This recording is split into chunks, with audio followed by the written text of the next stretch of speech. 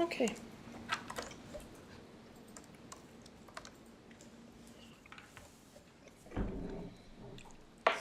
So we're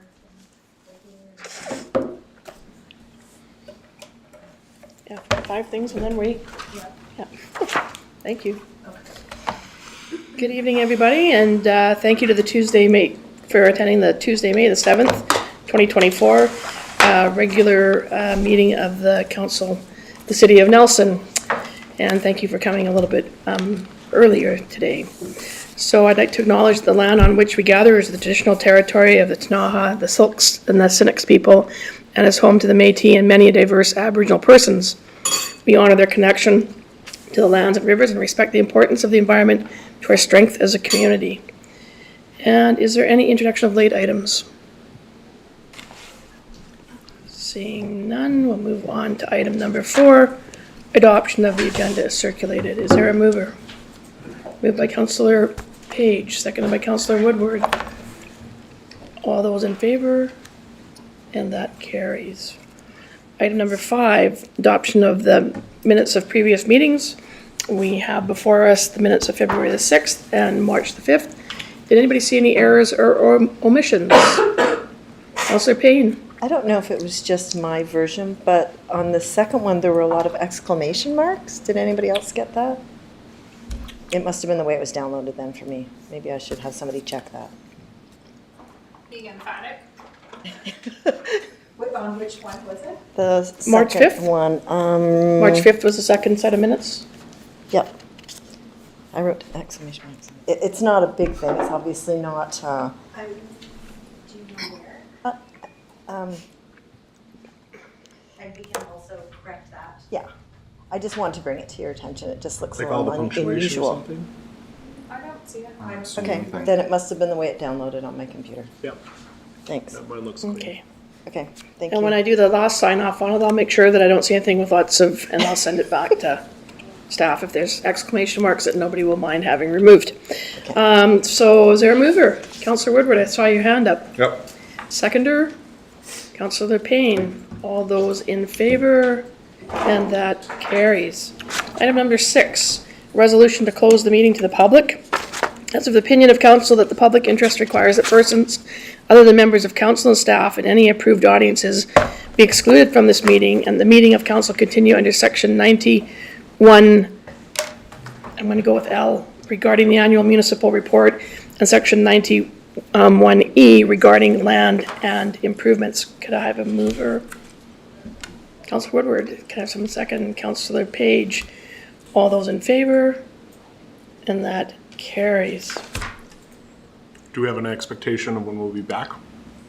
Do we have the workshop? We're hoping to be. A few reminders. The parking strategy was adopted, approved by council just over 3 years ago. After quite a bit of public and business community consultation, there was actually quite a bit of involvement, a really high response rate on the public consultation end as well too. So a lot of data went into it. Since then, there's been a number of items that have been adopted, that have been brought to council. Not everything yet. There's a work plan for the many years to come, but even among the short-term items, there's still a few things to talk about, and notably the things that we wanted to talk to you about today. And of course, the council's current strategic plan, implementing the parking strategy is one of the priorities. So the two bits, again, residential permits, and Amy Mooney will be talking to you about the parkade. So I'll jump right into the residential permit program. This slide sort of sums up what it's all about, what the residential parking permit looks like in Nelson. But generally speaking, right, the residential streets that are around the downtown core, if you have restricted parking, you need to have a parking permit to stay there, at least for multiple hours at a time. And the city currently doesn't charge for permits, and we don't just give them out willy-nilly either. You only are eligible for one permit, maximum one permit, if your dwelling unit does not have off-street parking.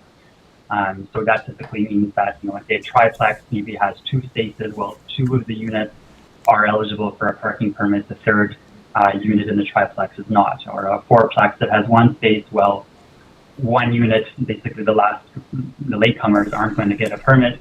The first 3 units would be able to get a parking permit. And it's something that bylaw enforcement actually goes to check out and verify on the ground.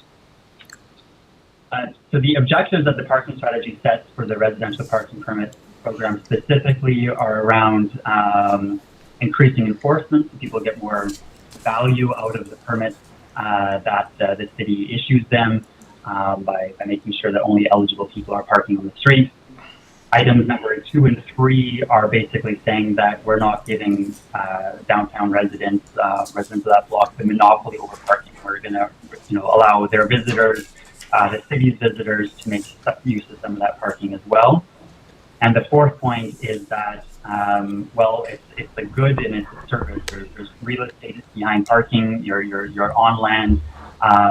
It's a good. There's also service. We plow the streets. We regulate the streets. We enforce for permits. So there's a service that's being offered, and not everyone benefits from it equally.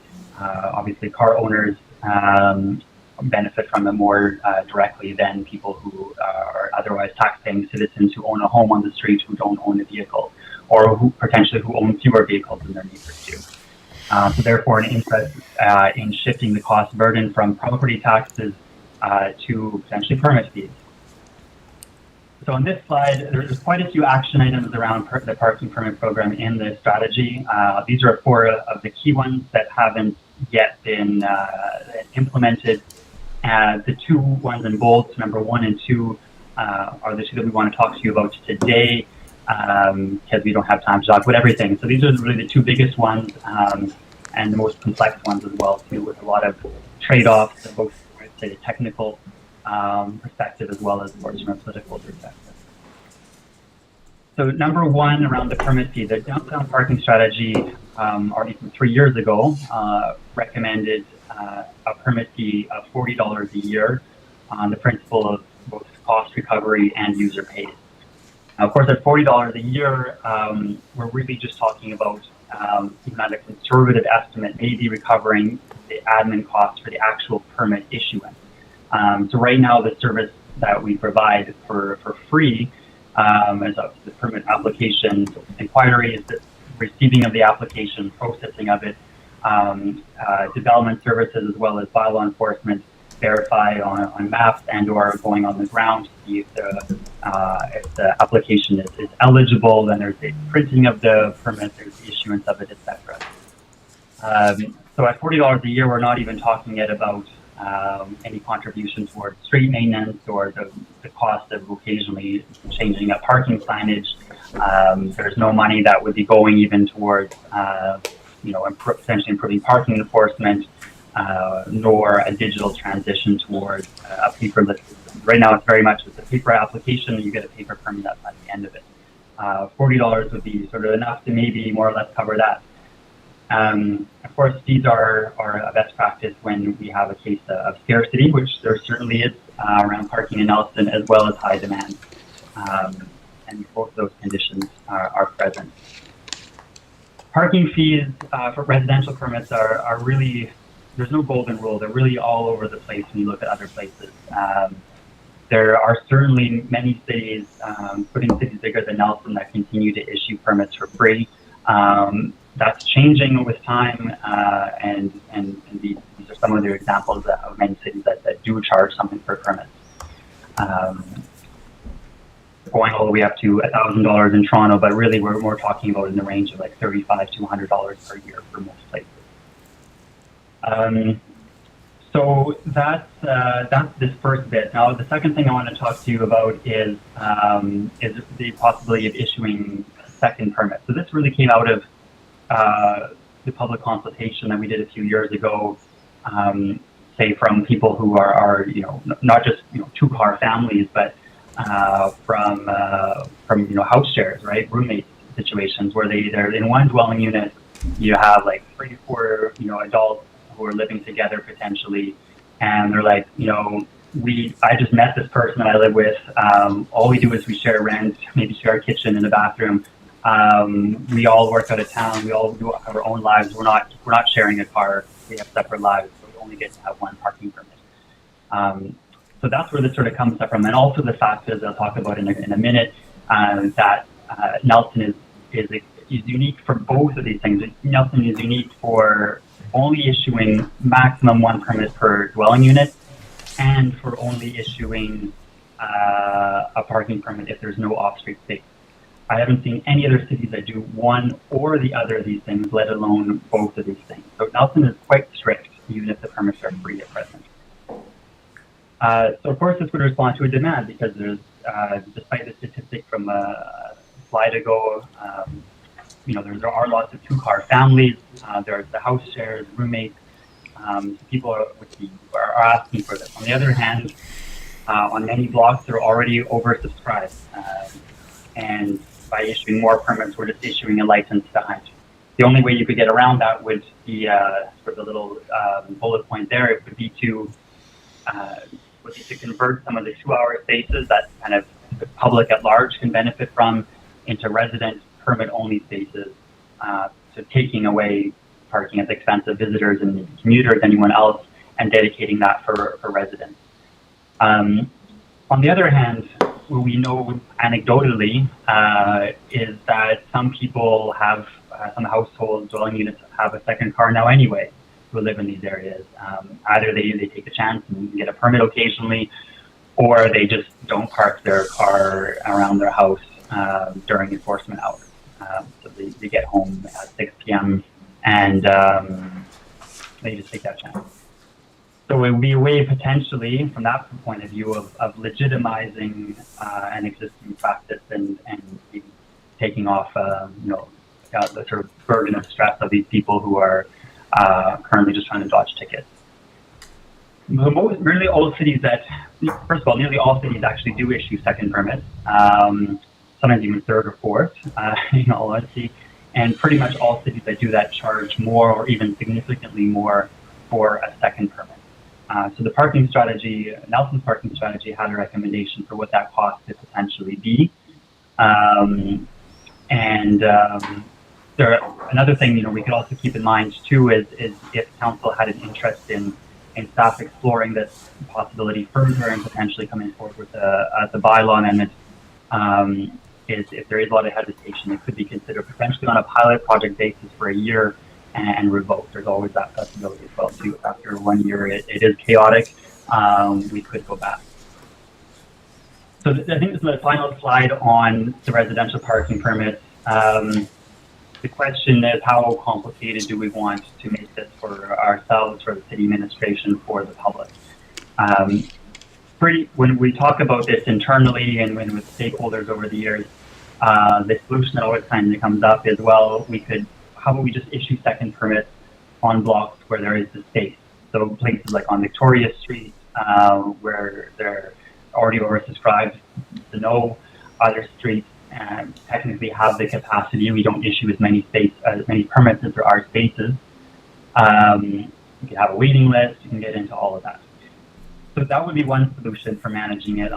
But the fact is that I've never seen any city that does anything like that. Really, all other cities, you go to the counter, you prove your eligibility, they issue you a permit, you pay for your permit, you go, you have your license to hunt. Pretty much all cities stick to that administrative simplicity.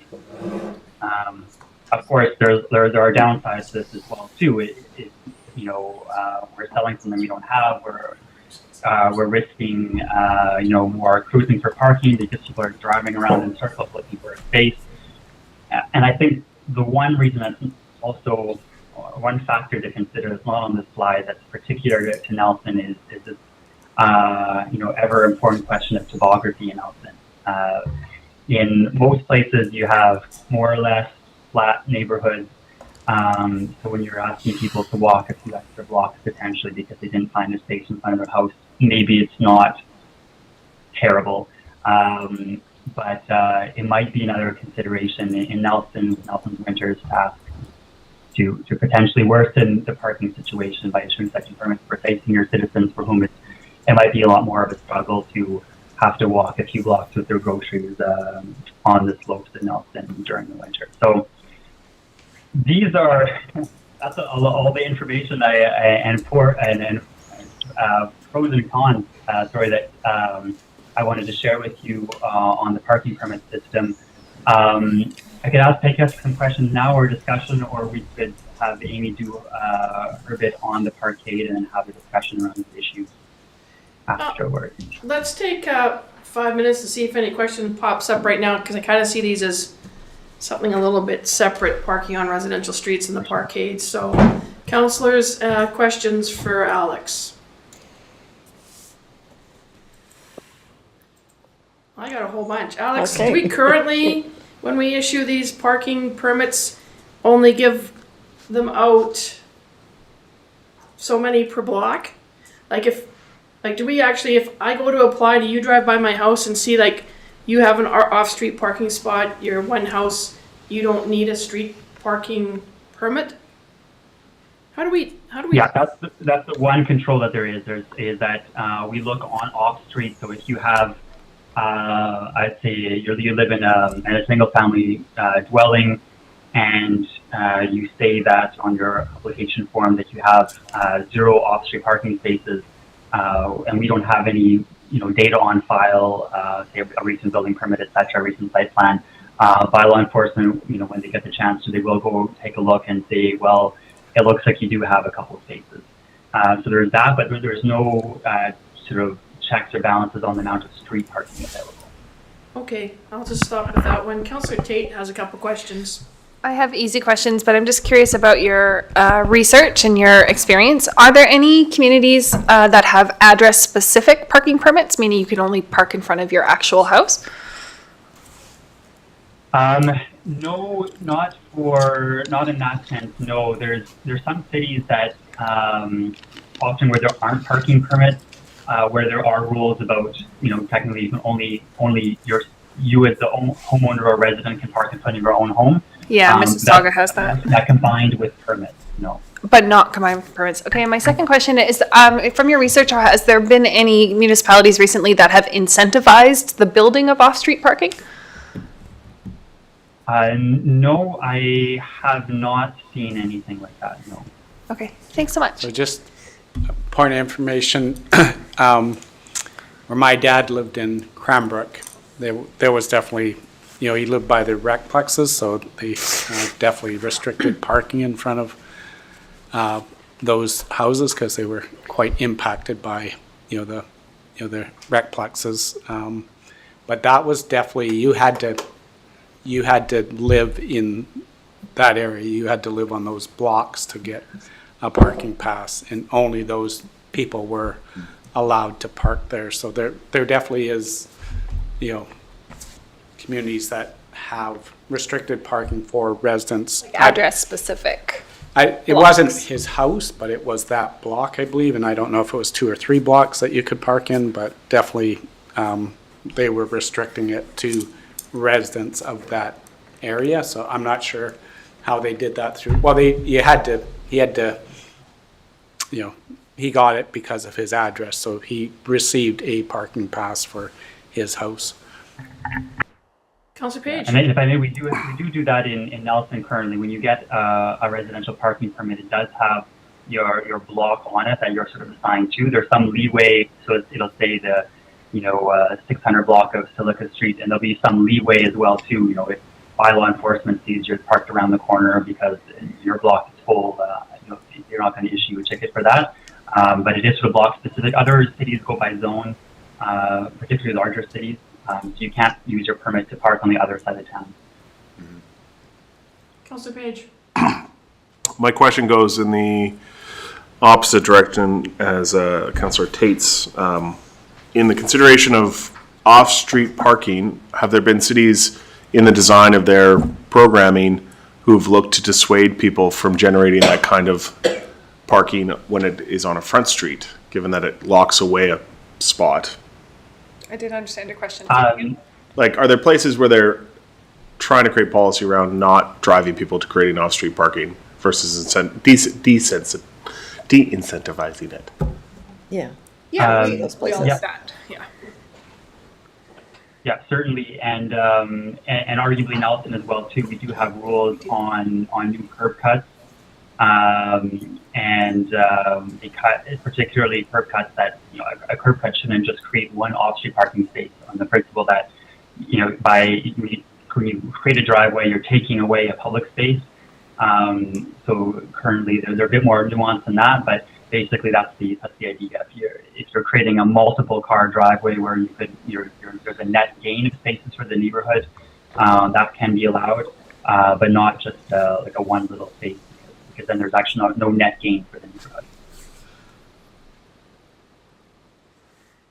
And then supplementary. Yes. On the pricing offered as suggestions and from other municipalities, have you seen in higher density locations like we see in Uphill, just off of Victoria Street and Ward, a pricing scheme that is driven more by the saturation of parking as we try and strike for 15% when we're down on parking meters? Seems like we have certain parts of the area where maybe pure administrative recovery isn't what's going to help create space there. And these So prices. kind of dynamic pricing based on like block by block basis on the number Yeah.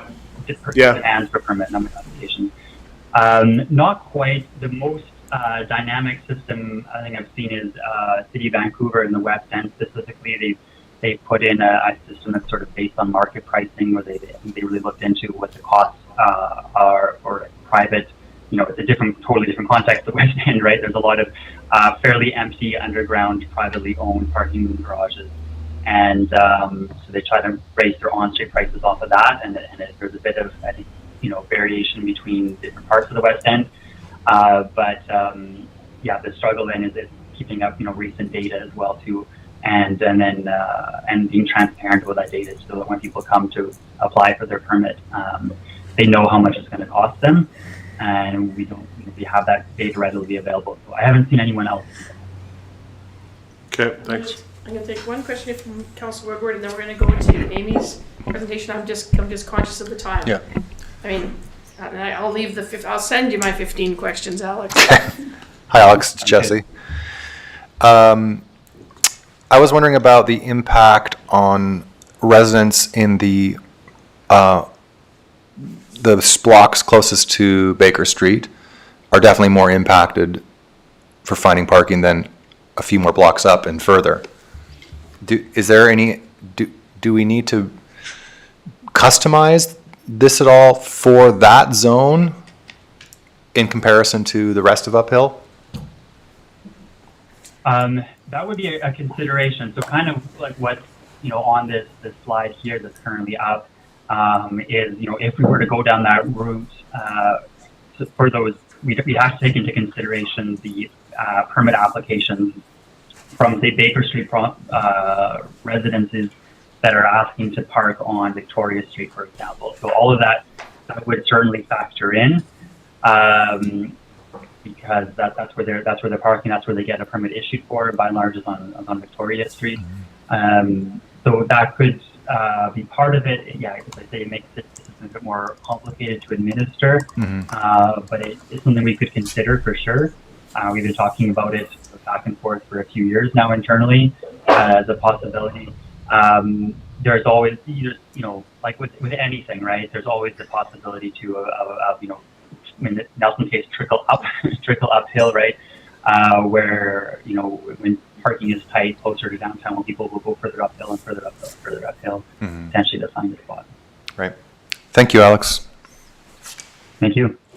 Okay, so Amy, do you want to take a go at the Vernon Street Parkade for us?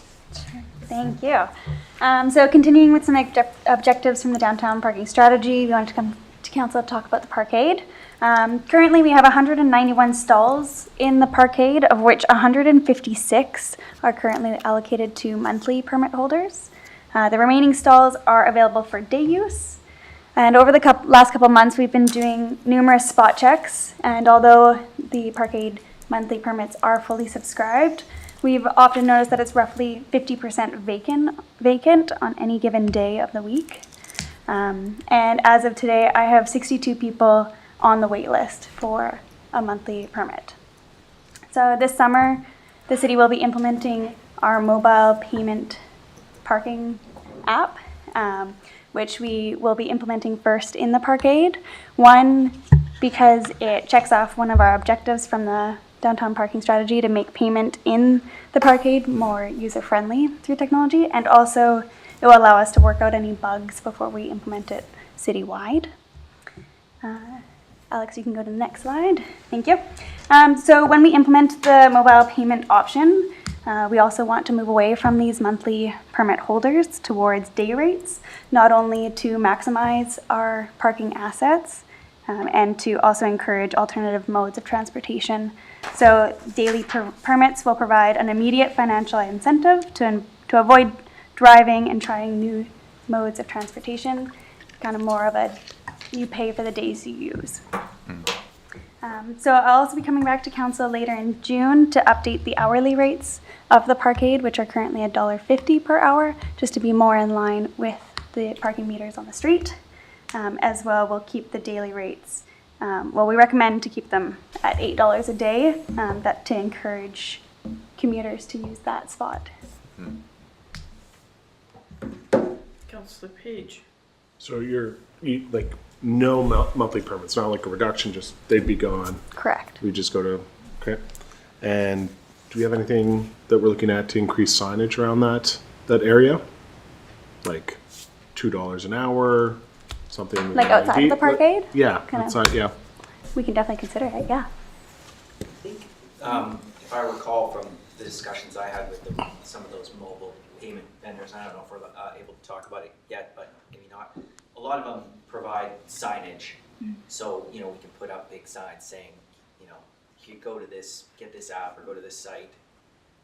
Here's the pricing, that kind of thing. They can help with that sort of thing. I just want to be clear. I guess when I'm driving past that location on a rare occasion that I still drive, but it just always seems to me that there's not like that perpendicular kind of lit signage that's like this many dollars, this is open right now, like turn it. There's not that signal like turn in here, which I just find to be a missed opportunity to reinforce that. So we have no spaces. Right. We have spaces. Due to policy. Yeah. Don't turn in here. Okay. As long as we have okay wattage on the Just light drive bulbs. around. Color temperature. On the arrow, I'm trying, I'm looking at, in my head, I'm looking at the parking garages in downtown Vancouver. Councillor Tate. Are we talking about everything now, or are we still talking about the parkade? Because we're on the last slide where it's all three things. Yeah, well, take a shot at whatever you'd like Okay. at this point. I have a curiosity around permit fees, because while some of the argument is to help offset the cost of bylaw and signage and the removal and the services and such, I don't believe that unless a fee is quite high, it will dissuade people from having vehicles. So I don't know if that was part of the notion. It would have to be quite a high fee to have people think, oh, this is too expensive, I should consider something else. So I just wanted to throw that out there. And from my perspective, looking at what we're doing this year with the mobile app, it seems to me that digging into second permits might be too big of an ask for this year on this work plan. That's my 2 cents on the discussion. Okay, thank you. Councillor Panero, I'm sorry, you did have your hand up and I missed you. My apologies. So yeah, the parkade thing seems pretty great. I had a question about how much the monthly permits are. Currently, they're $100 a month. So potentially it's earning quite a bit more on day rates. Is that true? If it's 100% full, yes, I think a stall would accumulate 160. Yeah. It is the same increase as our. 5 days a week, it would be $5. Like if you took your $100 and you're here Monday to Friday, that's 20 days, so that's $5 a day. Yeah. Yeah. And then just for the city, like the utilization of that space, it's 50% empty all the time. It just seems quite smart. And then some of my hesitation about the stuff stems from not being here for the chrysalis of this parking strategy or what have you. Like, what is the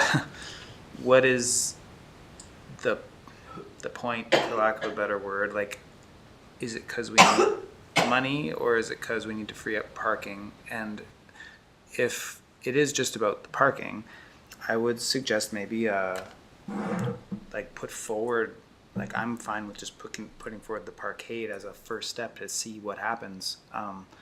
I find when we're charging people just sort of more and more and more and more, I know we're trying to take the burden off of homeowners and taxpayers and whatnot. And from my perspective, I employ 7 people and none of them own a home. They all have to park downtown to work there, and I don't think I'm special in that regard. I think there's, that money comes from somewhere. Somebody has to pay it, and I'm not sure that people that work downtown are any more able to pay it than people that own houses. So I would urge just like a structured sort of implementation, like a phased approach. Like, let's try the parkade and see if that relieves a lot of pressure. And if it does, then we're good, and if it doesn't, then maybe that second permit option where you're charging quite a lot for people that own 2 cars, but people that own 1 are just fine the way they are. My instinct is to leave people a little pocket change. Thank you. Councillor Payne. I'm just interested in your research, Alex. If you came, I'm trying to think of the rare times that I too drive and park in other municipalities, whether the hourly street fee and the parkade fees are the same. Because to me, there's a premium in parking inside under, it's shoveled, there's no rain and things like that. So I would think there might be an opportunity there to create a slight difference in those fees. Yeah, I would say generally parkades do cost more money. Often it's because they're privately owned, all fairness, but there are municipal parkades as well too. Sometimes they're the same price as on street. There's just a downtown zone hourly rate. And other cases they can be a bit more money because of that on the other. And also on the other hand, there's sort of 2 arguments for parkades. One is that there's a lot of parking in one space, so there's a convenience factor. You go to this one address, and there's going to be potentially 180 stalls available for you. On the other hand, some people don't like walking up the stairs and going down the stairs as well too. There's a premium as well for on-street parking to be paid. You can potentially, if you're lucky, park right in front of where you're going, and you don't have to walk up the stairs. Okay, thanks. So many different types of that. And I think the other piece that we're cognizant about is people have likely parking passes because they are working in the downtown, and our parkade serves more as a commuter parking than visitor parking, which our meters are meant to turn over and turn people over. This is all-day parking, so that was one of the considerations. Is as the mayor said, if you do work 5 days a week and you need to park here and you come from somewhere else, then we're looking at about a 50% increase in that cost for you, and we're just, like I said, trying to find that balance, knowing what that use of it is. It's not like, I don't think it's as typical as other places where visitors are using parkades because there's no on-street parking, and so just trying to find those balances. We don't need the big signs then. Most of the people who are going to be using it know where it is, and that'll leave more space on street for the tourists. Yeah, that's hopefully what we're trying to achieve here. Amy, on the mobile app, does that let you know that there's parking available in I believe the some of parkade? them, when you open up the app, it will tell you if we Okay, can put the parkade in there, that it can direct people to where the closest parking is. yeah. Because we do have commuters that will make choices, and maybe that's one choice they'll make now if they know they can park there for $8 a day. Councillor Page. Just quickly, when we get to implementation of whatever we decide to do for the parking fees, I think there would be some benefit to canvassing through a letter of some kind all of the downtown businesses and just let them know they've changed and this is for commuter parking and there's a new fee structure and see if we can't get that utilization rate way up there, right out of the gate. And there's 60 people, 62 right away that we'd let I'm know, looking like, for hey, something. Yeah. you know. And I think a lot of the folks, again, we always come back to how things have changed, but I think a lot of the folks, maybe they only come into the office a couple days a week, but they got this spot. They might actually pay less because now they're only coming in and driving and paying for when they use it, right? So those people who are paying monthly only pay when they use it, and the other 62 people who need it on other days can use it. Like, everybody might kind of come out ahead on that one. I think obviously this would be something that, I had a number of people, talking about workforce parking.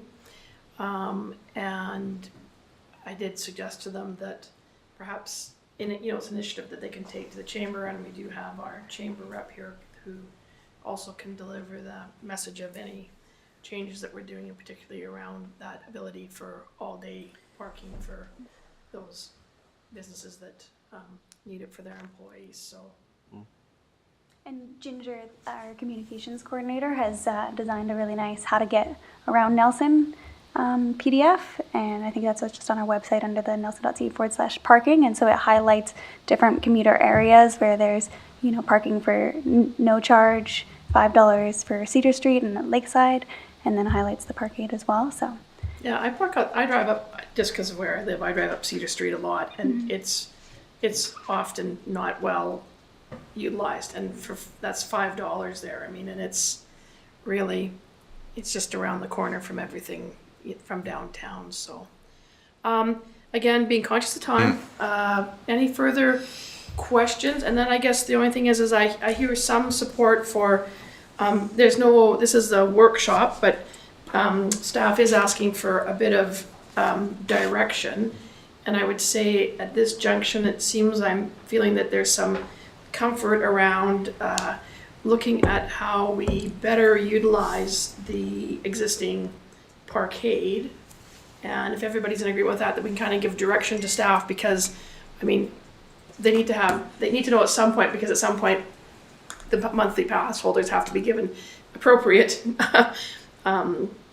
acknowledgement that their parking spots aren't going to be there anymore. So it's not going to happen tomorrow. Their designated spot. We'll still be able to get parking spots, just not a designated. So just the fact that for those that might be paying and automatically or have paid for a whole year already or something, that we do have to give them notifications. So it looks to me like that there's some comfort with that. So that'll just be the verbal instruction that we give you going forward, that looking at that part of the implementation and getting that mobile app up and tested, so that hopefully we can then spread it around the rest of the community as well. So I think that there's a whole bunch of pluses there in terms of getting the mobile app up and giving it the test round. So any further questions from any counselors to Alex? Very good to see you, Alex. Yeah.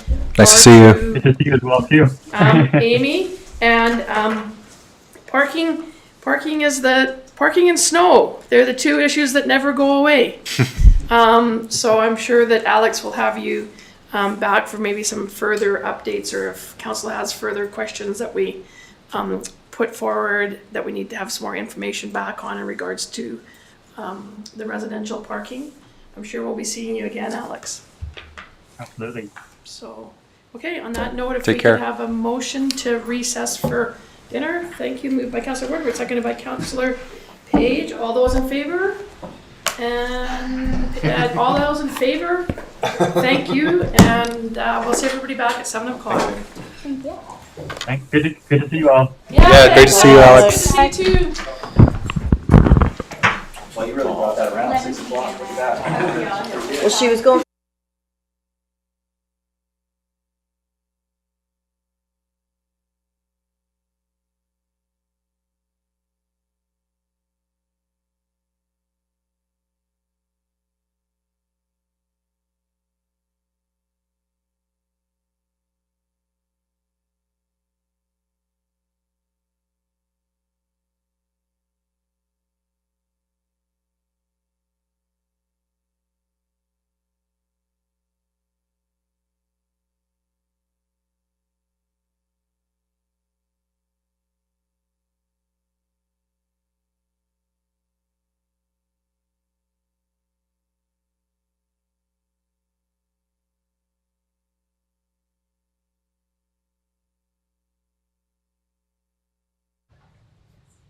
Okay, well, welcome back, everybody, and welcome to the new people in the gallery. So we are, if I could have a motion to reconvene, please. Thank you, Councillor Page, seconded by Councillor Woodward. All those in favor? And that carries. And we are on item 8. City Manager, do you have anything tonight to report? No. No? I think, Chris, do you have anything? No? You're good for tonight? Save it all up for that cow meeting. Can I ask a couple? Yeah, you can ask a question, sure. As I was going through the minutes, I was looking at some of the grants that had been applied for. I guess that was a couple of months ago those minutes were from. The UBCM Community Resiliency Grant. Have we heard anything on any of those yet, or?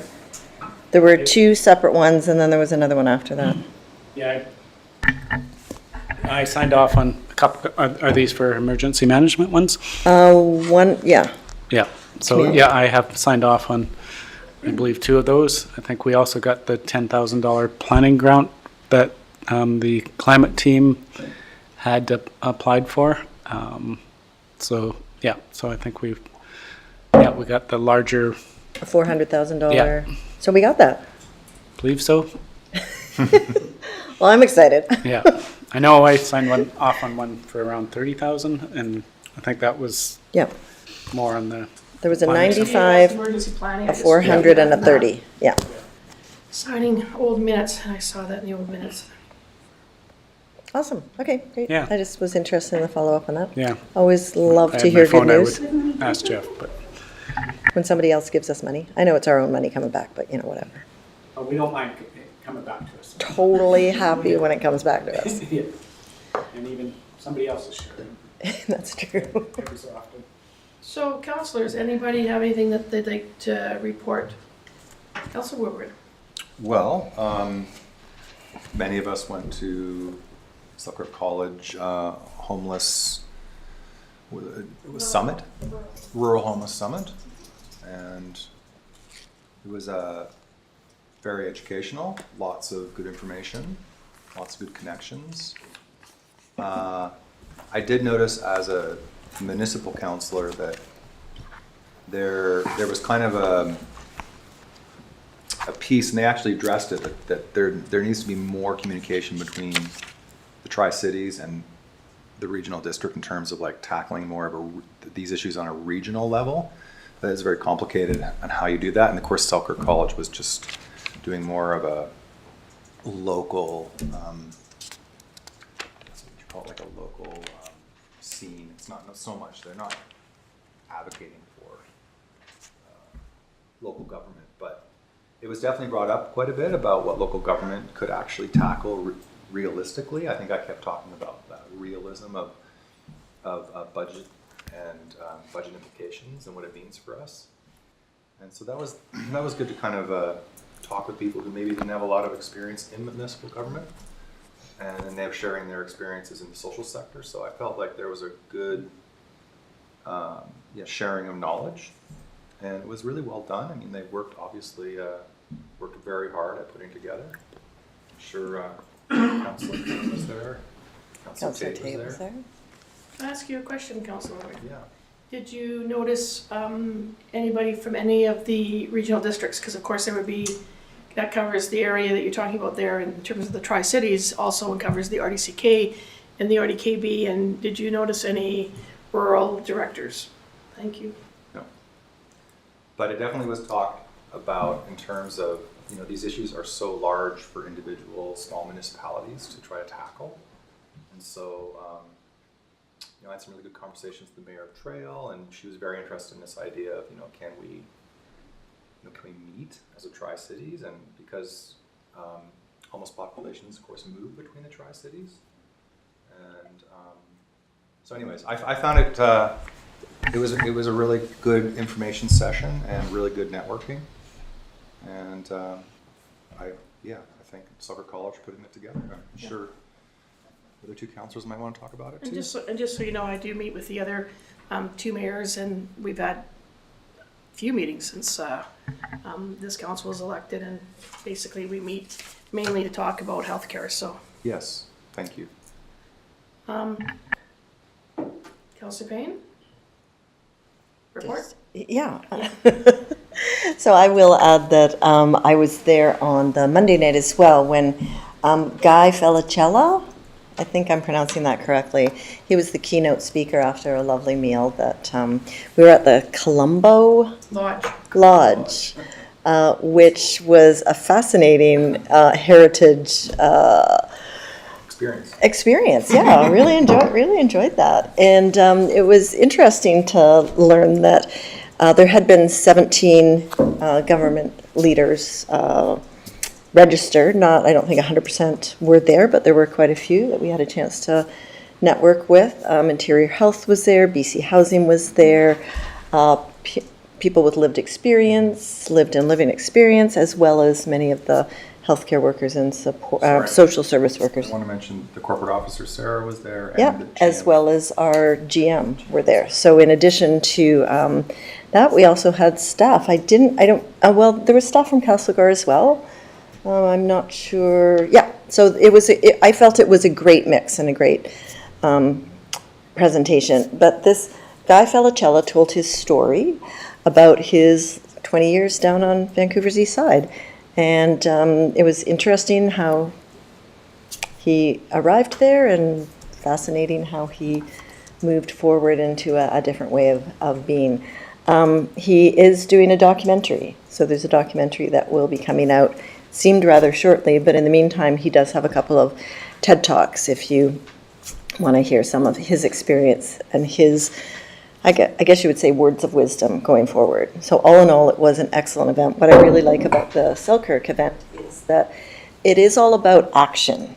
They wanted us to leave there that afternoon having created some action tables. And I think there were about 9 different projects that are either short, mid, or long-term actionable, 2 of them around coming together as local governance and figuring out some of the ways forward that we can balance the challenges that we're experiencing. So that was one item. Should I just go forward from there? So the week before that, I had been at the Sinaiacs ethno-historic report training. Full day event. Again, they did this over 3 separate days for different segments. Thursday, I believe, was the BC government was there. Friday was more focused on municipal governance, and then Saturday they did a half a day. My understanding was it was with more of the nonprofit groups. So they talked to a lot of people, answered a lot of questions, shared a lot of information, and they were very generous in providing us a beautiful lunch, as well as this booklet that they put together of what they're doing here, what their aims are, and it was pretty exciting to hear how well organized they are and how really focused they are on the ecosystem restoration, which is a key part of their mission, being back home here. So that was Friday, swung into that thing on Monday, Tuesday, and then Wednesday, BC Heritage. There were about over 100 people, maybe 120 people here from museums and organizations and consultants and planners and heritage departments from different municipalities around the province. I went on a tour on the Wednesday with our own historic gem. Well, maybe that's not the way to say it. Greg Nestoroff. That man has a lot of information, and we saw some really incredible things around our area. The mayor of Caslow was on that tour, so I also had a chance to do some interregional coordination and learning from someone who's been in municipal governments for a long time. I did just want to mention, though, that we had 2 separate winners of their awards, which they presented at the Capitol Theatre on Thursday night as part of the activities. And one of them was, if it's okay if I just read a little bit, Michael Wicks, a collector, historian, and educator who's been gathering information on the gay community since the 1970s. So he has a huge collection, which he then went to the Nelson Museum and Art Gallery, and working with J.P. Stein, the collections manager there, he has organized his information, a great social media campaign, and it's called Out of the Closet and Into the Archive.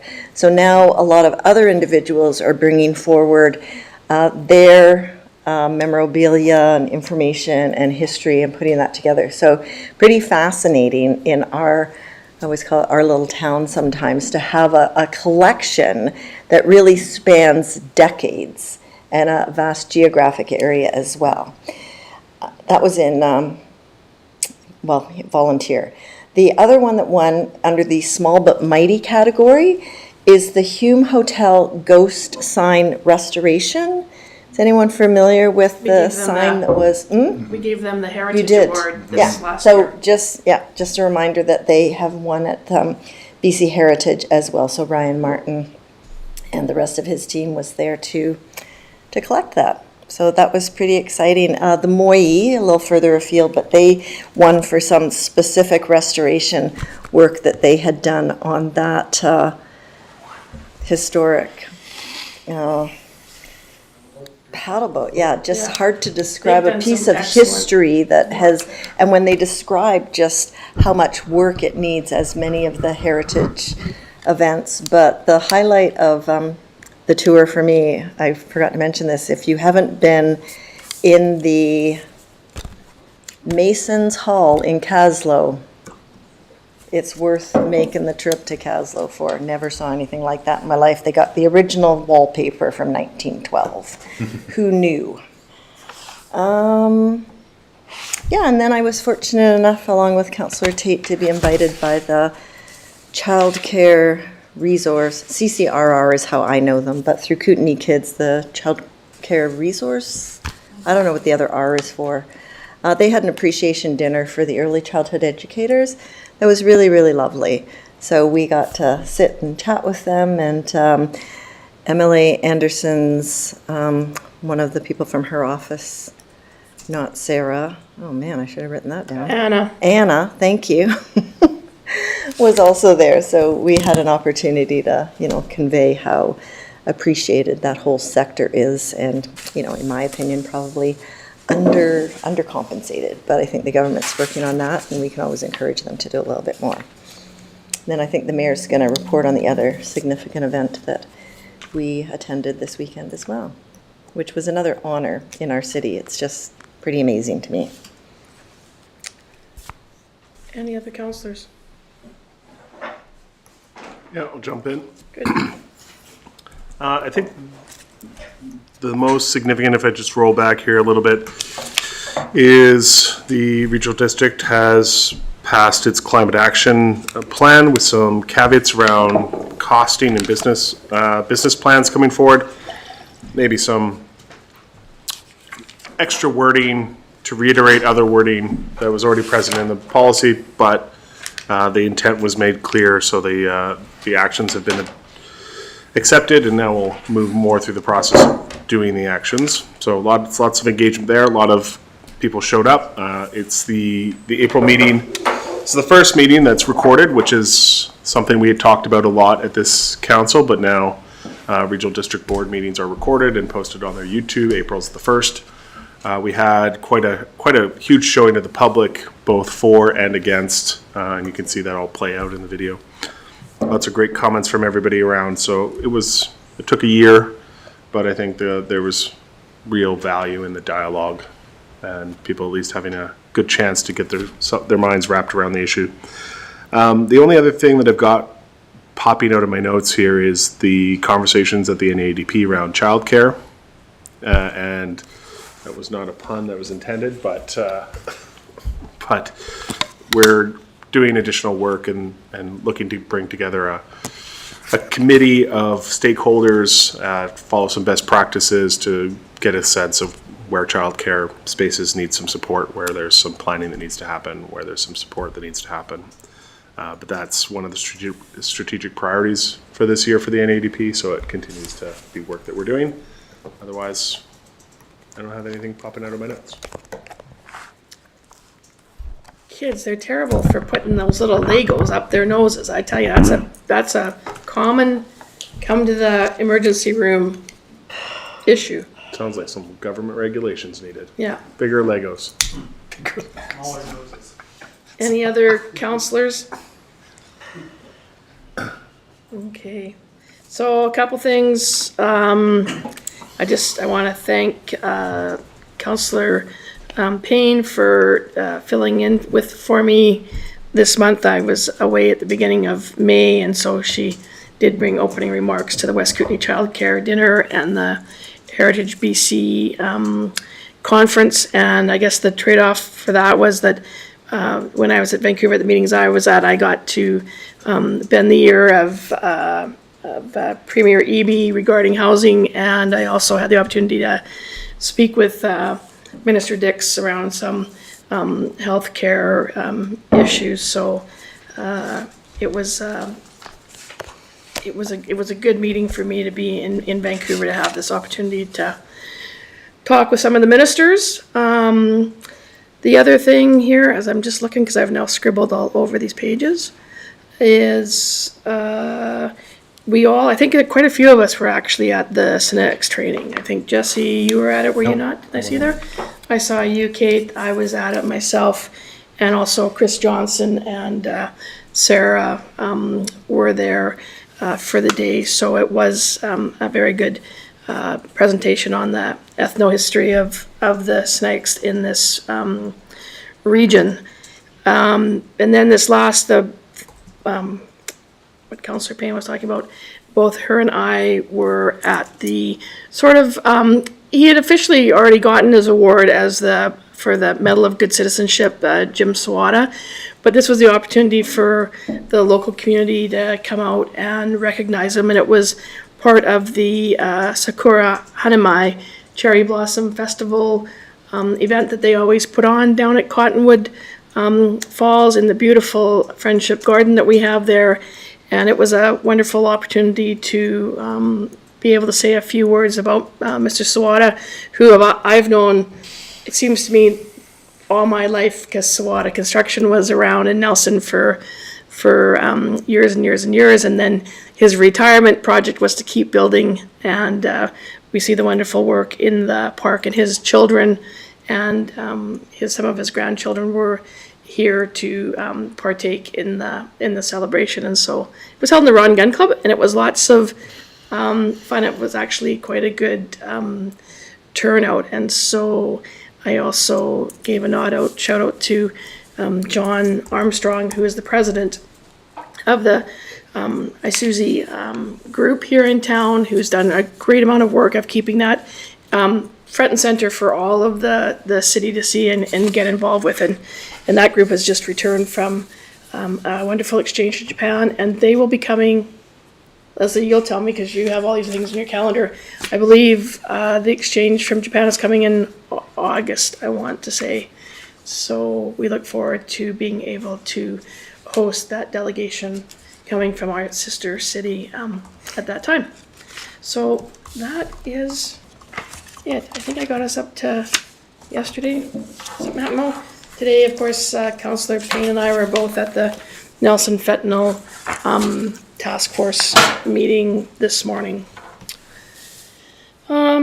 So moving on, there are no requests, we have no delegations, and that takes us over to bylaws. So we have 13A, Records Information Management. Legislative review of information governance indicates the absence of certain documents required to comply with legislation and enhance operational efficiencies. The following documents are required in order for the record management program to meet legislative requirements. And I'm not reading all these numbers afterwards, but we need to do records management procedural bylaw number 3604. We need to do a scanning standard policy, records disposal policy, and records destruction authorization policy. In addition to the above noted documents, a 5-year roadmap has been prepared outlining key milestones, objectives, and initiatives aimed at enhancing the records management practices over the next 5 years. Council is requesting to adopt the scanning standard policy, records disposal policy, and records destruction policy authorization records destruction authorization policy. Really? Move. Thank God they're not acronyms, and give first 3 readings to the record management procedural bylaw. Second. Okay. That's the policies. So number 1, that's for the policy. Okay. Okay. Yeah, you can do it. It's been moved and seconded. Councillor Woodward. That the council adopt the following documents. Scanning standard policy number 149000010. Records disposal policy number 149000015, and records destruction authorization policy number 149000020. That's been moved and seconded. Are there any questions or concerns, council? Councillor Tate. I just had one question. I wanted to understand the reason that the one piece is a bylaw and the others are policies is the bylaw is the legislative requirement and everything else is just how we make it happen on the ground? And the, Thanks. yeah, yes, you are correct. And also the bylaw speaks to the policies. Right, okay. Thank you. Okay, that's been moved and seconded. All the questions have been answered. All those in favor? And that carries. Item number 2 of the recommendations. I'll read them. That the records management procedure bylaw number 36042202 be introduced and read for a first and second time by title only. So that's been moved. Is there a seconder? Councillor Page. All those in favor? And that carries. And item number 3. I'll move. Okay. Seconder. Yep, Page. Great. That the records management procedure bylaw number 36042202 be read a third and time by title only. All those in favor? And that carries. Okay, I can just hear the paper shredder going. I mean, scanner going. Okay. Moving on to item 13B, 5-year financial plan bylaw. The 5-year financial plan bylaw number 3602-2024 for the period 2024 to 2028 is being presented for council's consideration. The plan includes the revenues and expenditures plan for the 2024-2028 that have been presented to both council and the public. All proposed expenditures, funding sources, and transfers to or between funds must be included in the plan. Both the operating budget and the capital budget information are attached in Schedule A of the bylaw. The 5-year financial plan, 2024 to 2028, bylaw number 3602-2024, is presented for adoption. Move. Okay, it's been moved, seconded by Councillor Payne. Councillor Woodward. That the 5-year financial plan 2024 to 2028 bylaw number 3602-2024 be finally adopted. Question, Councillor Payne. It's not a question, but I know I've said this before, but I just like to make sure that anyone tuning in for the first time understands that we have had in-depth, exhaustive, and very interesting discussion around all of the items included in this for months upon months. So it's with much learning, thought, and incredible work by the staff that we have come to this place today. Okay, seeing as that there's no questions, because now is not the time to ask a question. Because we'll be backing up and we'll miss the deadline of May the 15th to get this to our friends in Victoria. All those in favor? And that carries. Thank you, council, and thank you, as was acknowledged by Councillor Payne, to all of our staff who worked so hard on this. And now we are on to 13C, and that is the annual tax rate bylaw. Each year, City Council approves a 5-year financial plan which establishes the annual budget and priorities. An annual tax rate bylaw is also required in order to collect the appropriate funds to finance these activities. The annual tax rate bylaw number 3603-2024 is presented for adoption. Somebody different. Somebody, can I say somebody else's last name? Thank you, Councillor Payne. Okay, I'm not gonna get a second. Thank you, Councillor Woodward. Councillor Payne. The council passes the following 2 resolutions. It says 2, but I only see 1. Yeah. Okay, can I back up? The council passes the following resolution. That the Corporation of the City of Nelson Annual Tax Rate Bylaw, number 3603-2024, be finally adopted. And any questions? Okay, all those in favor? Opposed? And that carries. So with that piece of work, now everybody can look forward to the tax bill arriving in their mailbox in the next 3 weeks? Thank you. We'll go with 3 weeks? Glad Amy did that. Okay. Okay, there you go. So again, great work done. And so now we're on item number 14, recommendation from staff.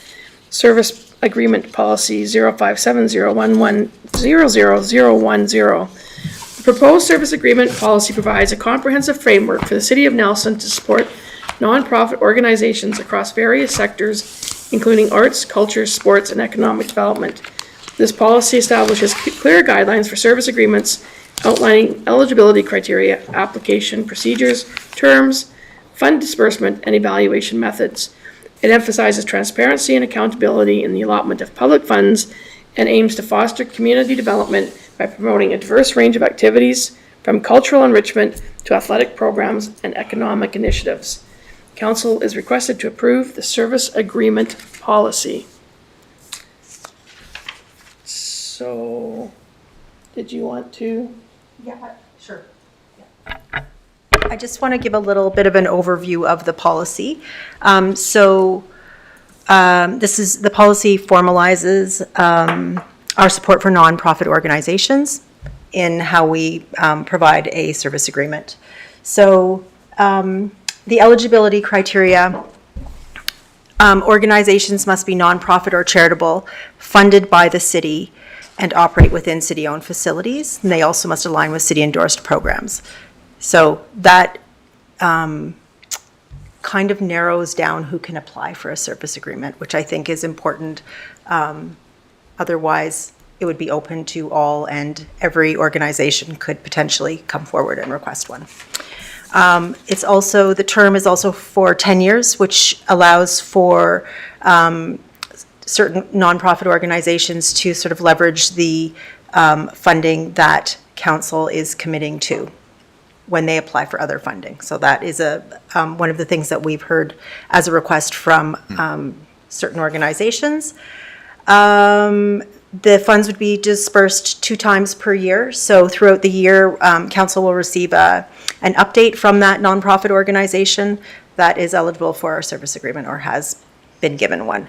And also there's for termination and evaluation. So again, this nonprofit society would come to council, provide an overview of what's been going on, receive a second allotment of funding, or there's also room in there for the city to reserve the right to terminate an agreement due to budget constraints or changing council priorities. So that is something that we did not want to fetter future councils, so that's in there as well.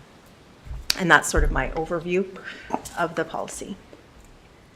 Councillor Page and then Councillor Payne. I'm sure as we have some discussion, I may have other questions, but I didn't see anything in here about who adopts the agreement. Do they come to council on an individual basis, or does this enable staff to then execute on these agreements regardless? That's exactly right. So the requesting entity, so the nonprofit that would request a service agreement, typically has a lease with the city and then would provide a written and more formal ask to staff. It would generally be finance staff, I think, would review it and make sure that everything lines up.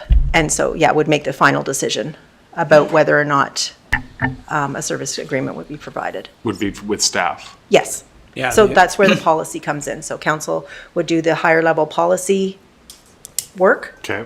Then So agreeing to a supplemental? policy, and then, or that we would even consider doing a service agreement within the city, and then it would go to staff. Yeah, just clarification. This would be for existing service providers, unless, obviously, council would have to budget if they were going to expand, if there was another service provider, so. One drops away, a new one comes on. Yeah, so, so obviously we have a number of current organizations that we do fund now. And, this policy allows us now as staff to, enter, to create that service agreement with what the deliverables, et cetera, are. If somebody else wanted to be considered, that's a budgetary discussion by council, whether you're going to expand the funding for that type of activity, whether it's culture, recreation, or a visitor information center or something like that. So that we just wouldn't, we don't have any budget to allocate to anyone unless, that's in our financial plan.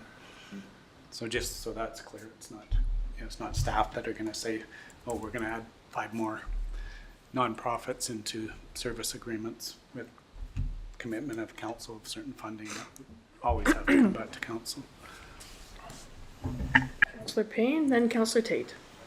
This is just one small point, but in 5.4 application and review process, and it might appear somewhere else, but do you mean charitable, nonprofit arts? I'm just, in my experience, charities and nonprofits are two separate. Yes, you're right. Okay. Yeah, it should Okay, be two, thank you. it should be, there Just- should be a comma Yeah, I in there. don't mean to, but just, Yeah. and then I'm interested if what other possible organizations in the city would be able to come under this sort of thing, because we understand the 2 that we're working with right now in city buildings. Are there other arts or recreational that may? I think that would be taking a wild guess, and I mean, these 2 came forward Yeah. to ask for this kind of, and so I would be looking to groups to come forward to us to ask, as opposed to us trying to figure out Okay. who should be in it, because there is some administrative work that has to be done with this, and I don't think that, I mean, these 2 groups have asked for a number of years. No other groups have come forward. This has been a conversation that's been in the public. So, and maybe now that it's in the public again, we'll see future requests. But at this time, I think it's up to the organization to come forward as opposed to us going out to look for organizations. Because again, then it does become a budgetary issue, and then it would be a process before they would just step into having this kind of agreement. Okay. I'm Yeah, just and I trying would to just- envision a recreational, so there are recreational organizations in city properties right now, but they operate in a different way. And we also don't fund them. Exactly. So that's what I'm trying to. So Yeah, the it's hard to intent of say this- who could be. So, but I'm sure that somebody will come forward. Okay. Yeah, well, the intent of this at this stage is not, this isn't an open call for others to, Okay. come through. This is to, what we heard from our current nonprofits was for them to leverage the funding, as the corporate officer said, having some ability to say this is long-term funding. They can, so that's really what we're trying to achieve with this. And the balance is that we will now have, the flip side is it'll be clear what services they are going to provide for that funding that council is going to support with them. That to me is the balance. That's the trade-off. If you want this level of funding, here's what you need to deliver for that. I would say we kind of have an agreement like that with the Visitor Information Center, for example. It has what services they're going to provide, so they could potentially be someone that would we could convert that into a service agreement. So there's already so I think that would be an example. Maybe economic development partnership we want to be more of a service agreement. So I think there are some other agreements we have now that are in different forms that we may want to look at service agreements in the future, but And again, I would say both those examples don't exist in one of our buildings currently. well, that's why it's, Yeah, that's so I why mean, it's, there's some- that's why it's service, Yeah. not if they're delivering a service on our behalf. Yeah. That's so hopefully that's really clear in here that it's not being in the building, it's delivering a service that the city would be providing in a different way. So that's and that's why it lines with council priorities. So we're looking at services that city would provide. we chose to do it through other entities. But the eligibility says they need to operate within a city-owned facility. Yeah. Is that what we're talking It's about? in the policy that has to be. in That is in the policy, yeah. Okay. And right now, no, I that know might it's I mean, it new works for right now. I territory. mean, there's I'm just always trying like, to- policies can yeah, come back a trying thousand to times like they understand, do. make sure I- Laws. And what we really wanted to do was develop a policy that worked for the two entities that have been requesting a service agreement Yes. for a couple of years now. Yep. Yep. And so it does, and if we want to make changes in the future, we can. Councillor Tate, then back to Councillor Page. I have a question about in 5.1, that third bullet point is on the second page though. So provide services or programs, including arts, recreation, economic development. And then in 5.4, it doesn't include recreation and economic development, it seems to me. So I was just curious about that.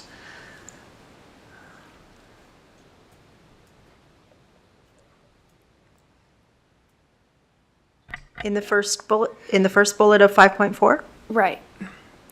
So a person could, Yeah. an entity could be eligible if it was recreational, for example, in 5.1, but then it's not listed in 5.4. So I think, It should be, yeah. okay. So without naming names, but I'm just curious, we provide services as a city for youth at our youth center. And my understanding, and I could be wrong, is that we do not provide services for seniors through the Senior Society. Is that correct? So the Senior Society is a nonprofit charitable organization in a city building that I don't think gets captured under arts, recreation, and economic development. Recreation? Is it? I Okay, do, sounds good. yeah. I was just curious. So, because it's kind of a funny one. So, because you said a service that otherwise the city would try to provide in some way, and so I'm like, oh, youth, seniors, just Yeah. trying to make sure that. Well, at this, again, that's why, ultimately it's council's priority, so, council's in the past for whatever at that time, there was a gap in youth programming, and council chose to support youth programming, and, that we haven't seen that same thing on the senior side. That was a organization that was capable, so we don't necessarily jump into, It's not about jumping in, it's about ensuring that it is equally Captured, yeah. captured. Yeah, yeah, if, no. if needed in the future, Yeah. yeah. Because I think it kind of aligns in a similar way. Yeah. And again, in the future, if council feels there's gaps in various services, then that's up to a council to choose that. Councillor Page. Okay, love the work. It makes sense. There's obviously some spots here we could stick to the wording that we have in our definitions and then work on those. Yeah. I have a preference that these would come to council to get approved.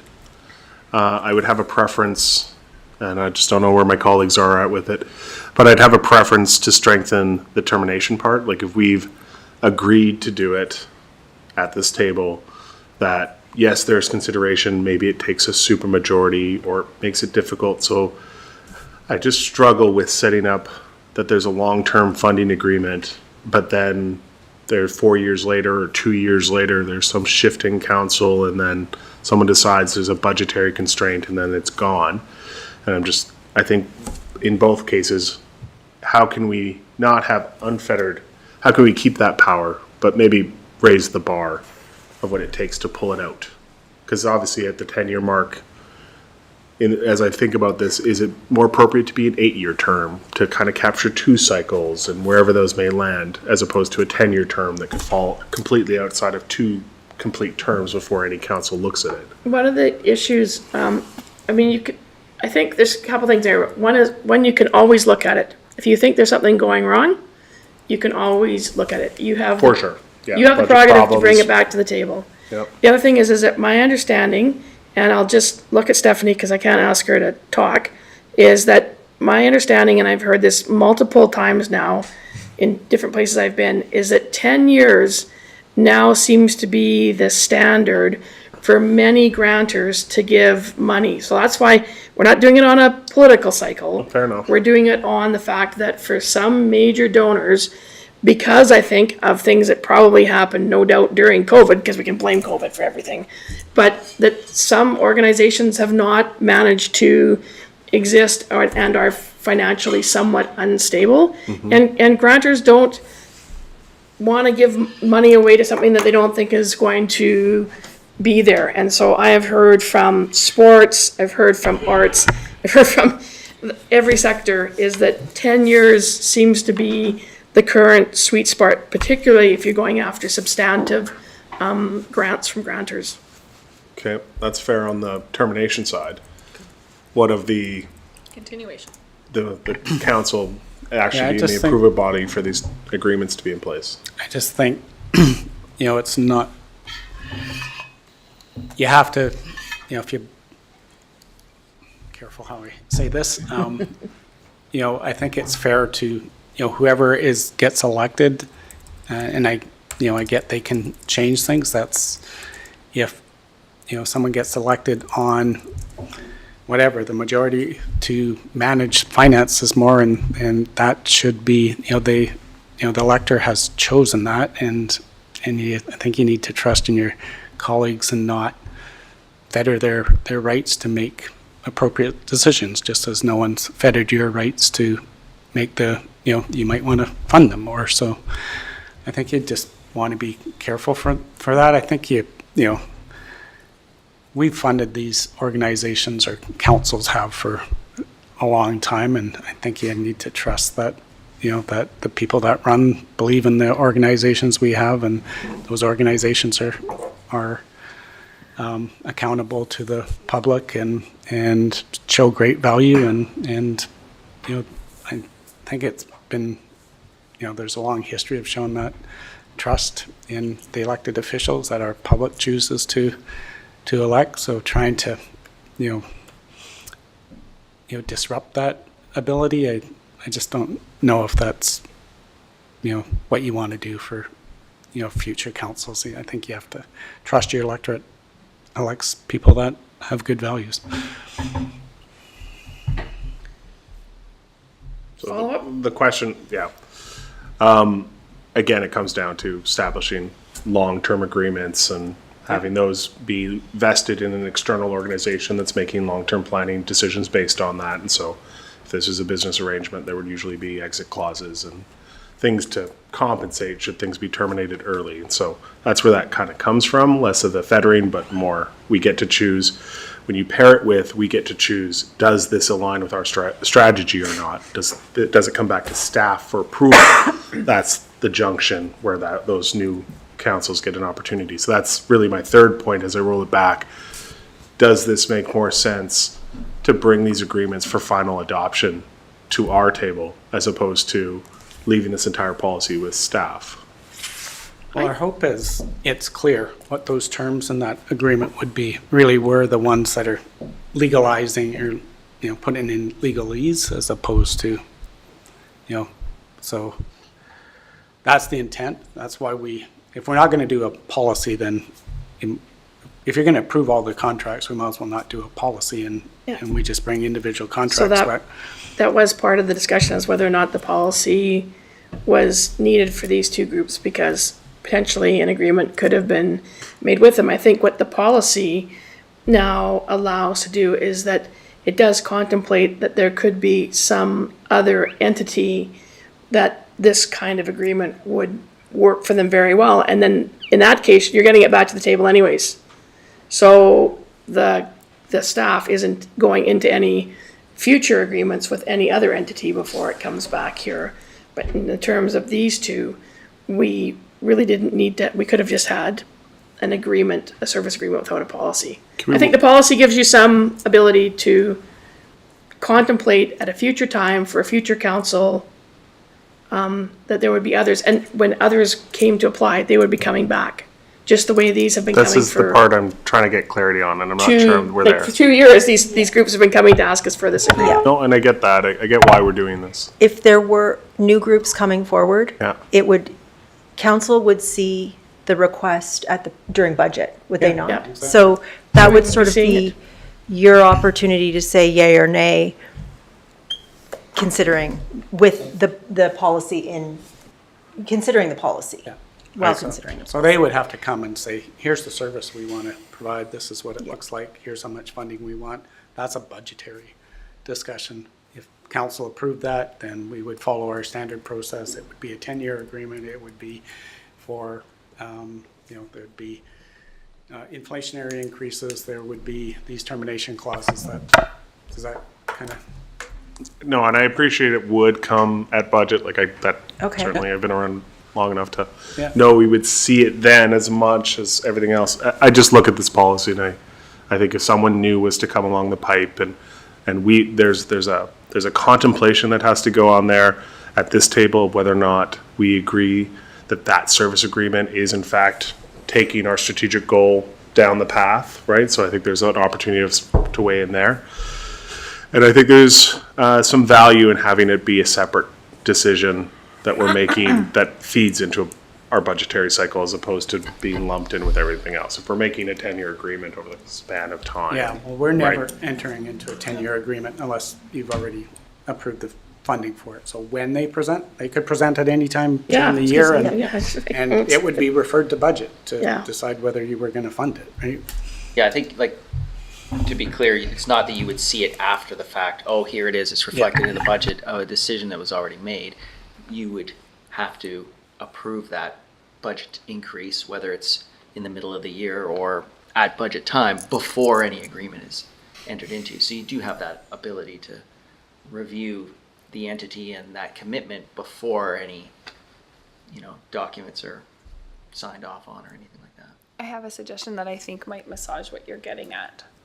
Perhaps part of the eligibility could include a certain time frame or historical record of previous successful partnerships with the city, right? So maybe, I'm just spaghetti at the wall here, but something about having already done service for a year or 2 or 3 or 4, and then a 10-year one could be applied for. Just an idea of having some kind of trust in the partnerships already, as opposed to suddenly opening the floodgates, like that would happen, but suddenly opening the floodgates of tons of applications and review process, that there's a bit of a waiting period and a building period. It's an idea.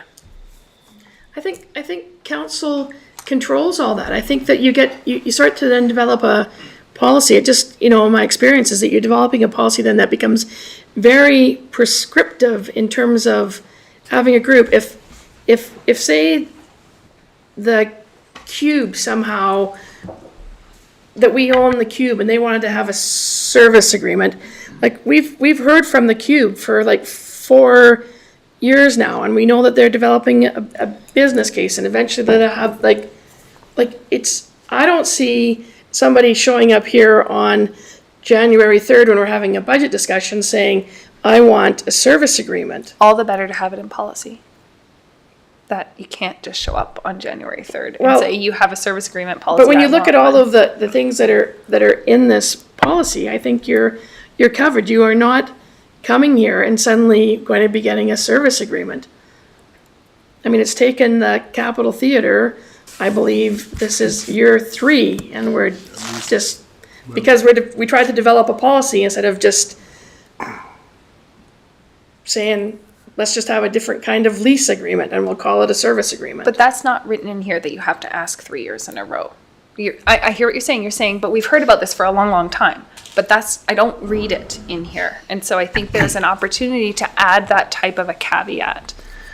Okay, But you might not want that. There might be a brand new group that you're actually lines exactly with what you want to do, and you want to consider that. that's the I thing don't about know. being prescriptive in terms of that there's some kind of period that you have to have been successful in it, because it could be that we already know that whatever that is very successful. It's just never been involved in the city of Nelson or in our building or in our community. So it's about being overly prescriptive in your policy. And remember that this is a policy. Councillor Woodward?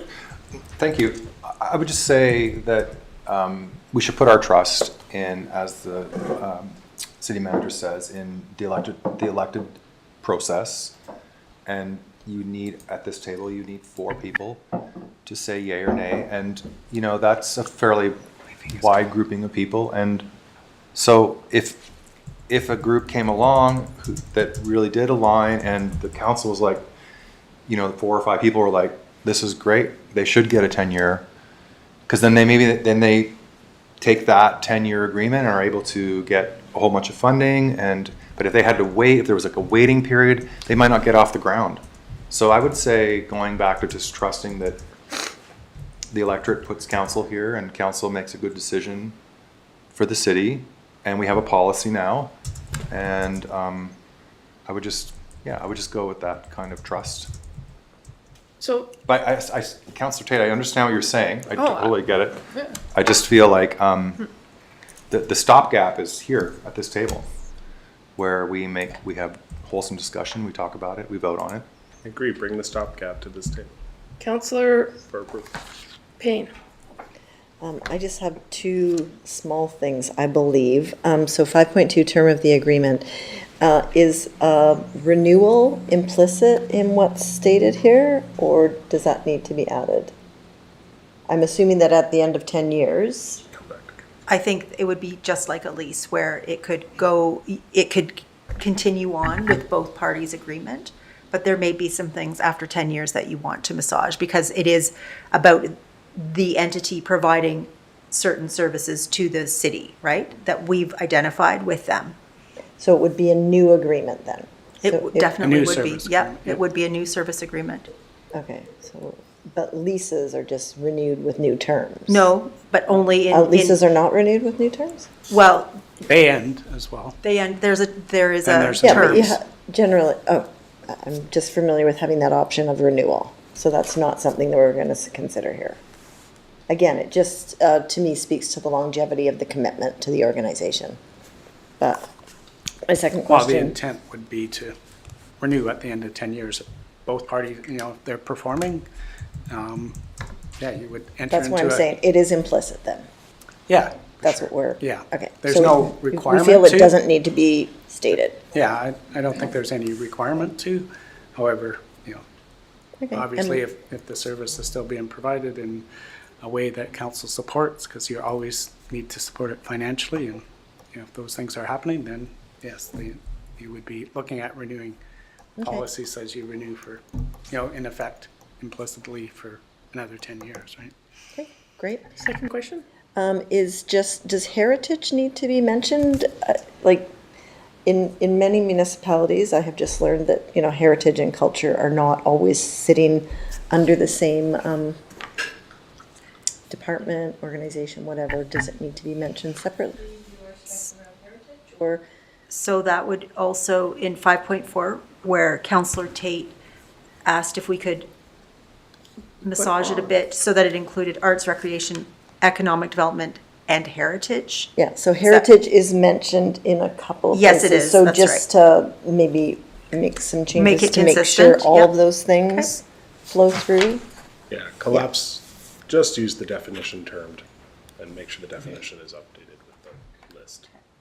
Yeah, it's said in some places, but not others in the same way that recreation is. Needs to be some, yeah, consistent. So just go with a similar.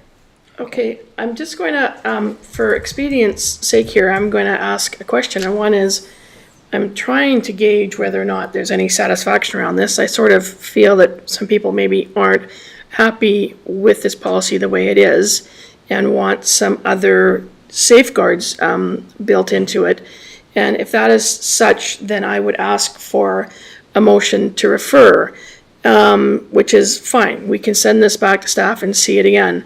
Just a cautionary note is on referral, because of the way this policy was laid out, it does mean that the 2 entities that were looking to have service agreements implemented will be delayed pending this policy.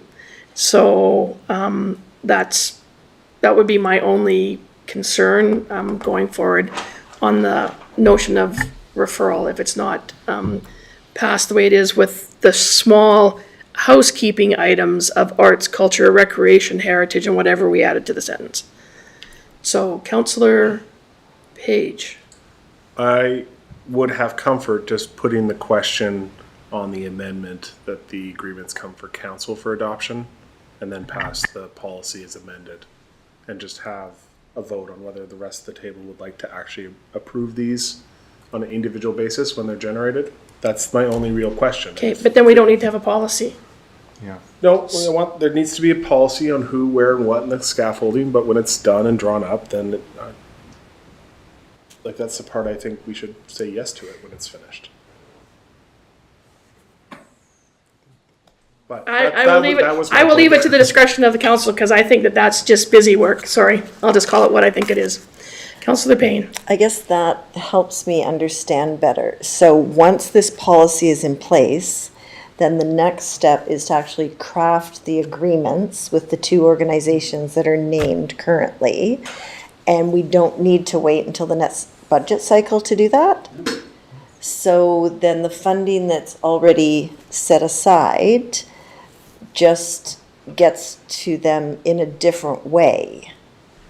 That's the part I'm No. trying to connect the dots on. Yeah, I so- thought that I didn't understand the, not urgency, but yeah, I definitely liked after waiting for so long, get it done. I thought it wouldn't happen until the next budget cycle, but you're saying that is not the case, so. Once this is in agreement, we wouldn't be seeing them having to come back Yeah, no, I get every that. budget I cycle understand the to benefit. ask. So it's not a delay to the next budget cycle, it's a delay until staff would be able to bring this back, which isn't necessarily June. It could be now the September meeting or whatever, and then we're actually into a budget session. Yeah, but Next once budget we've season. okayed this, then the next step is creating those agreements. Yes.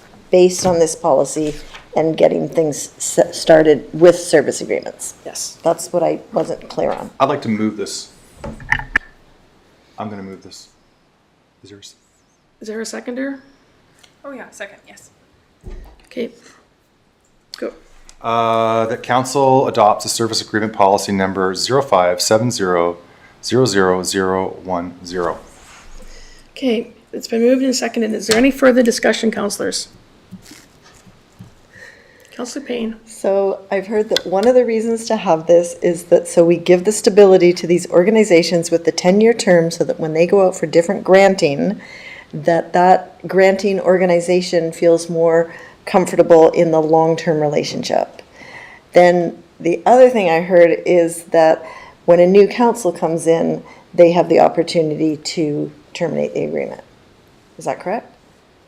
Okay, so those seem to be opposite things to me. No, they're. Help me understand that. That is true, but it is, again, you have a policy in place. Councils, this is a guiding document. Yeah. So new council generally follows their policy unless they make a decision to not follow the policy. Okay, thank you. And it doesn't have to be a new council. Yeah, This that's council could Yeah. choose. Next year we could if decide we've got to, to change the Yeah. policy. Okay. not the policy, if you want to, yeah. I have just one more question on understanding the language, because I'm always worried about people finding a loophole that we didn't intend. In 5.5, the last bullet, the agreement may include performance indicators, reporting requirements, and a mechanism for biennial reviews. Does the may apply to all of the things in that list? The may.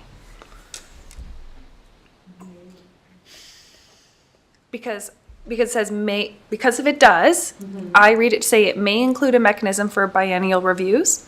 And then in 5.7, it says a biennial evaluation occurs. So is it a may or is it a must for the Yeah, it biennial should be. reviews? Probably will, Shall. shall. Shall. Willing to, no. Good pickup. I mean, Yeah, So can we test the question on council approval? Well, the motion's been moved and it's been seconded, and all those in favor? Are you voting? Well, he's asked me to test the question. I'm testing the Okay. house. It's been moved I and asked seconded. something, can we test the question?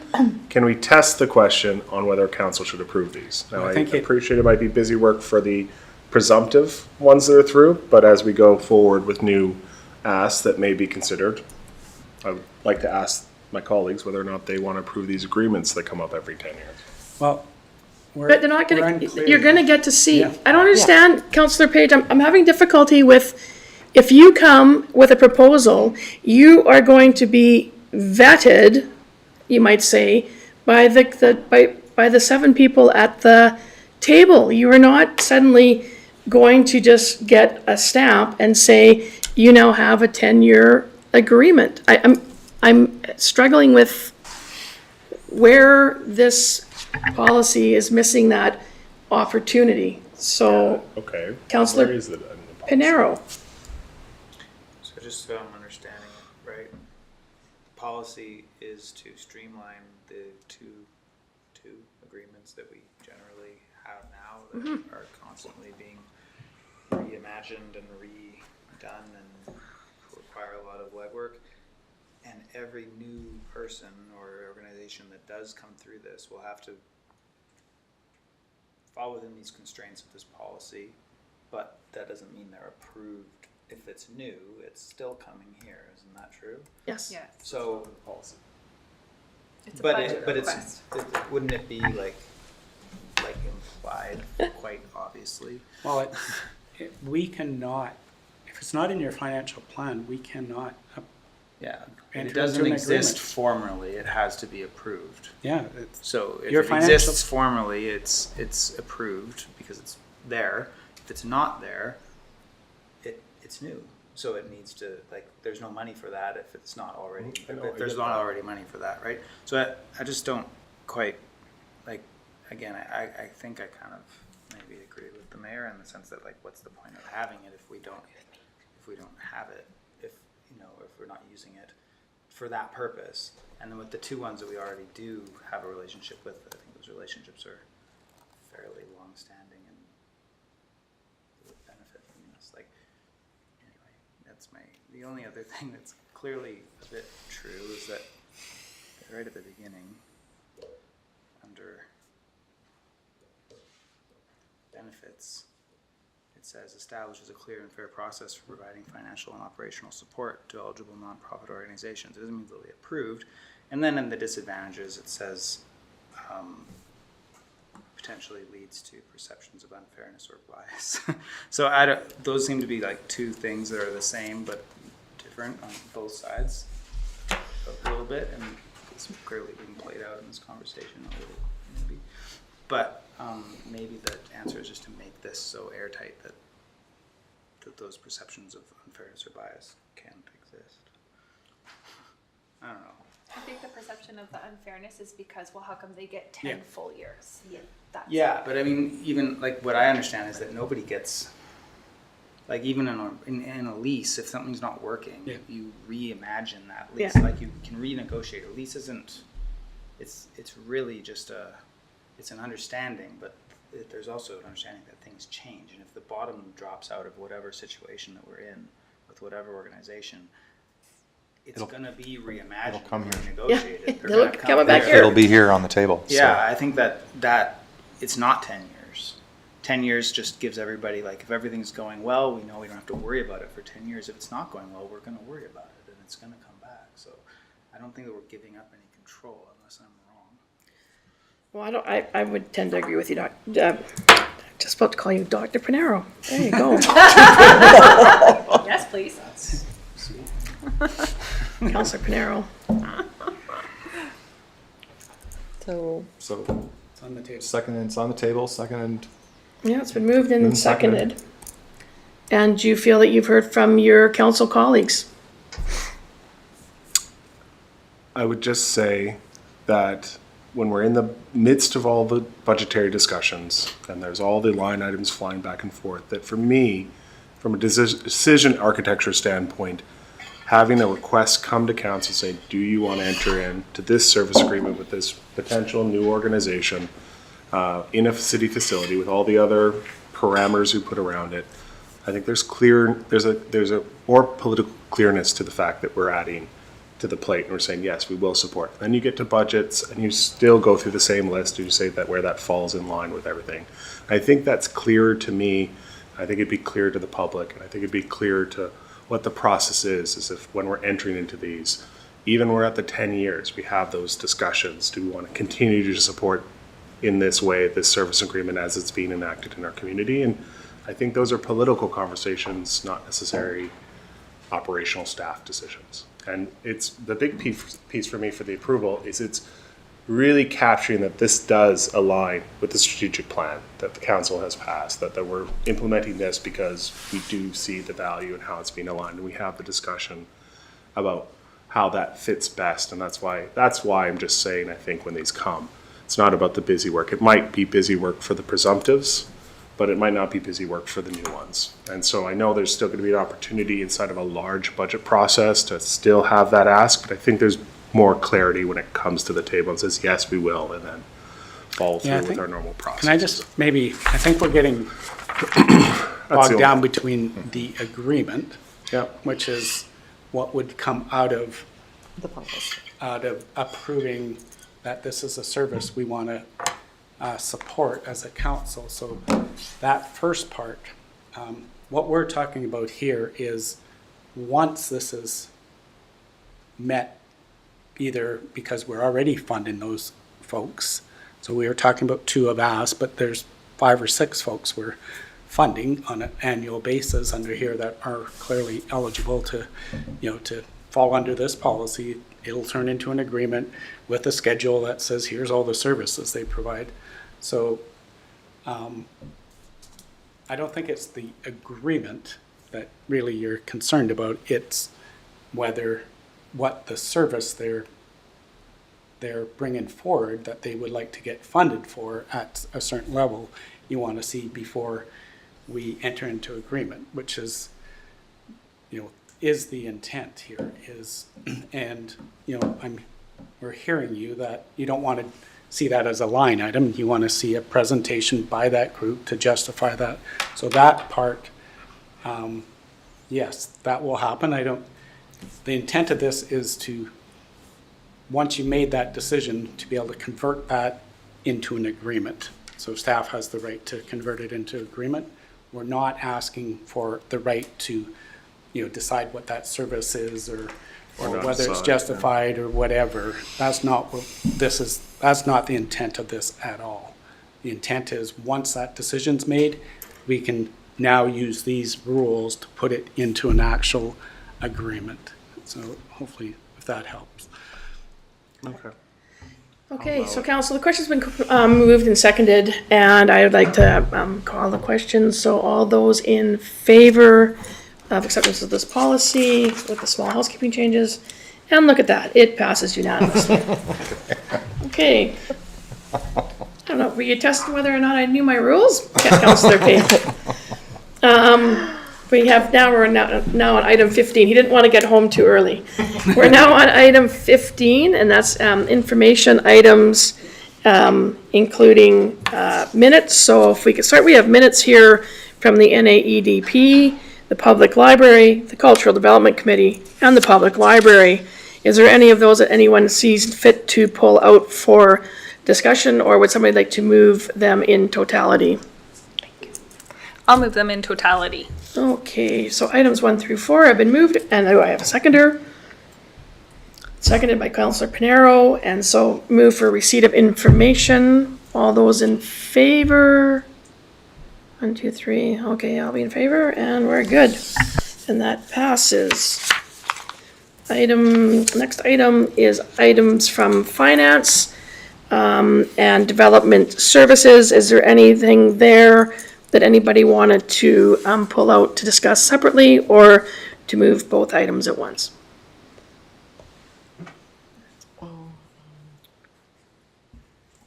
Councillor Payne, I can see you have a question, so we'll just hang on while you gather your thoughts.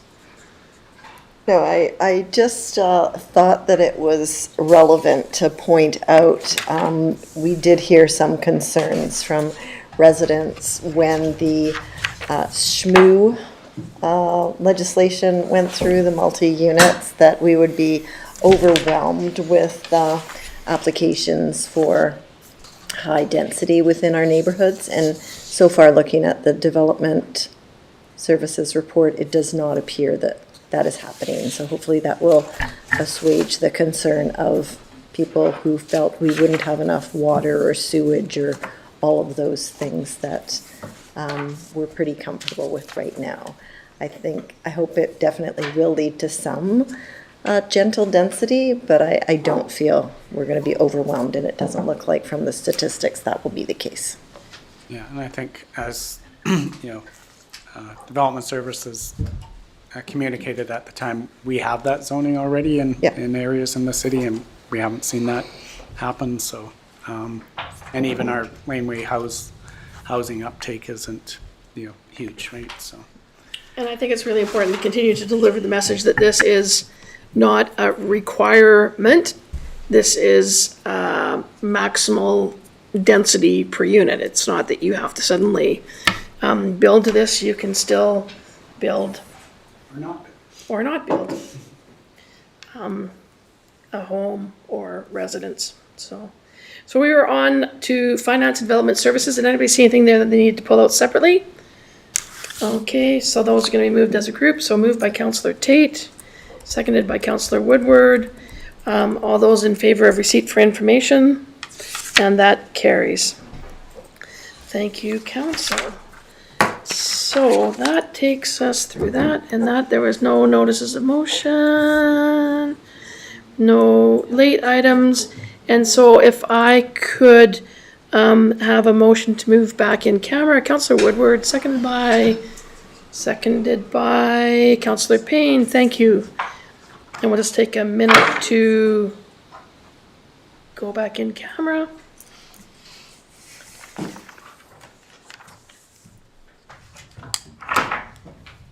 The soundproof doors are closed. Oh, yeah.